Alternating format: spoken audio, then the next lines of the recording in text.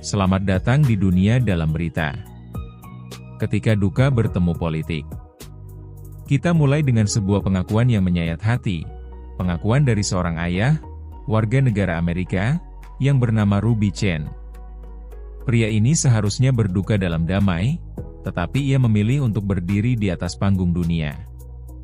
Anaknya, Itay Chen, seorang prajurit berusia 19 tahun, diculik di dekat Gaza. Beberapa bulan kemudian, mereka diberitahu bahwa Itay kemungkinan besar terbunuh.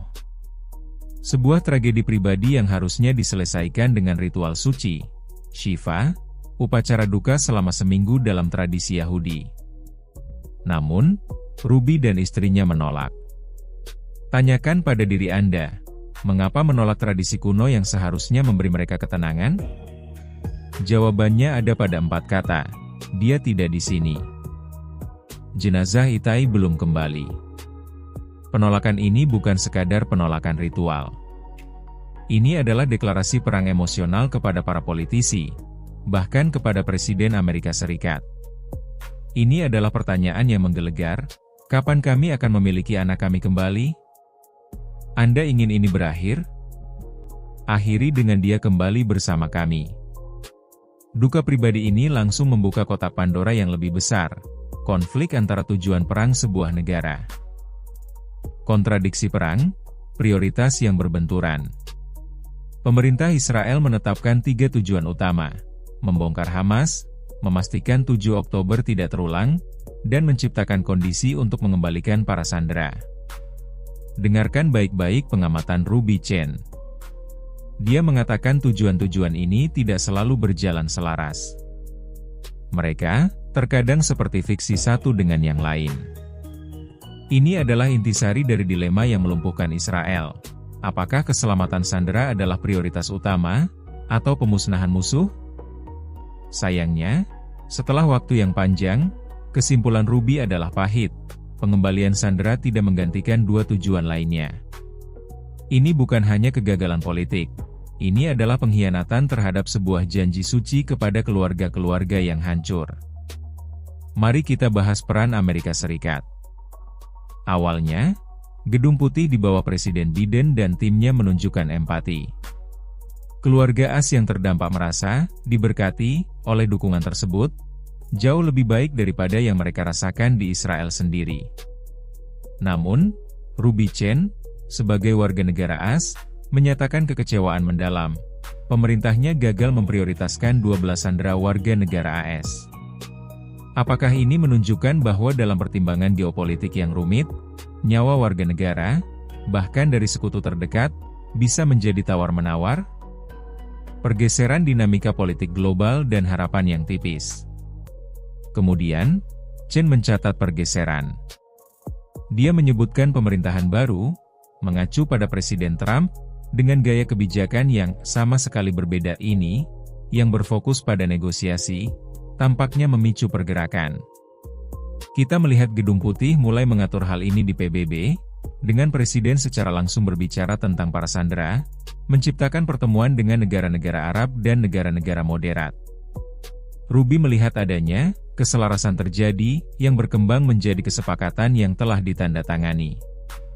Kesepakatan ini, yang kita kenal sebagai gencatan senjata dan pertukaran sandera, adalah ujung dari perjuangan panjang. Namun, Ruby memperingatkan, ini belum berakhir sampai benar-benar berakhir. Pertanyaannya kini adalah, apa arti garis akhir itu? Menurut Chen, ini hanyalah akhir dari satu bab.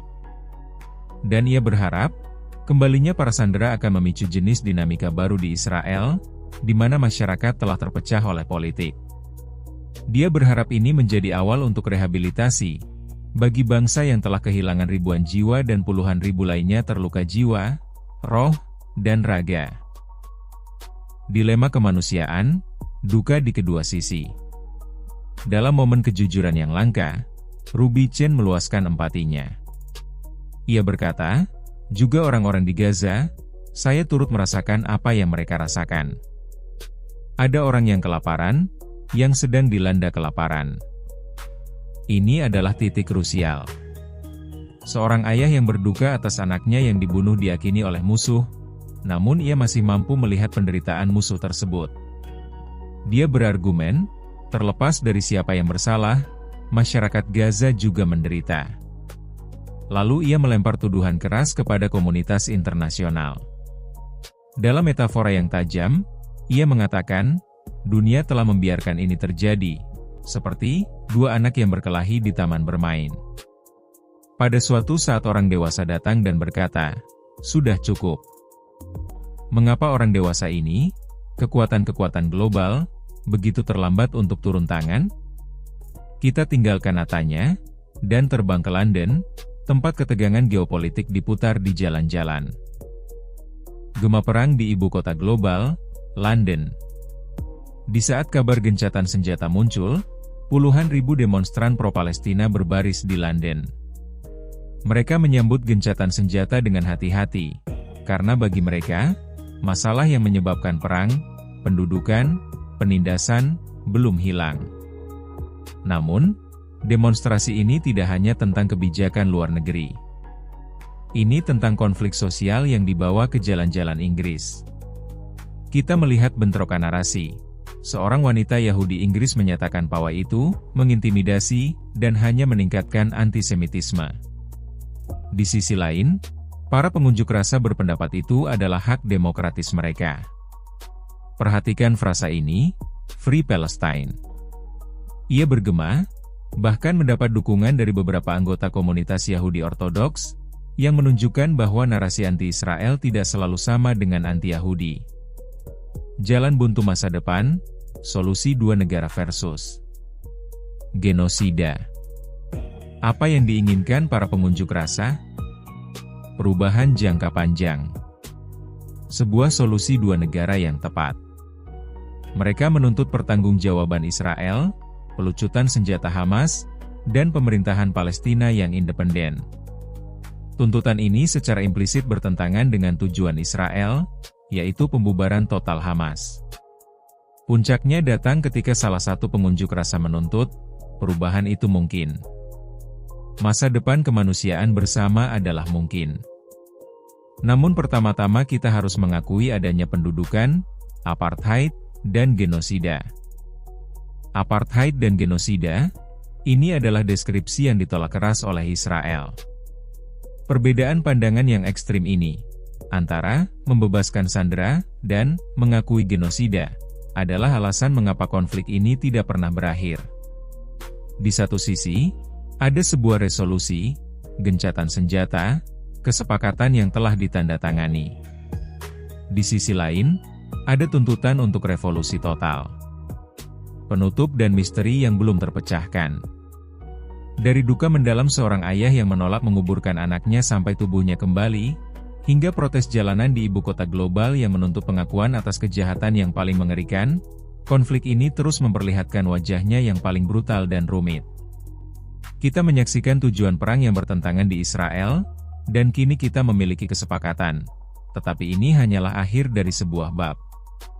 Jika duka Itai Chen menuntut anak itu kembali sebagai prasyarat untuk perdamaian, dan jalanan di London menuntut pengakuan atas apartheid sebagai prasyarat untuk perubahan, maka, pertanyaannya adalah, siapa, di antara semua pihak yang berkonflik, yang akhirnya harus mengorbankan prasyaratnya agar babak berikutnya bisa dimulai?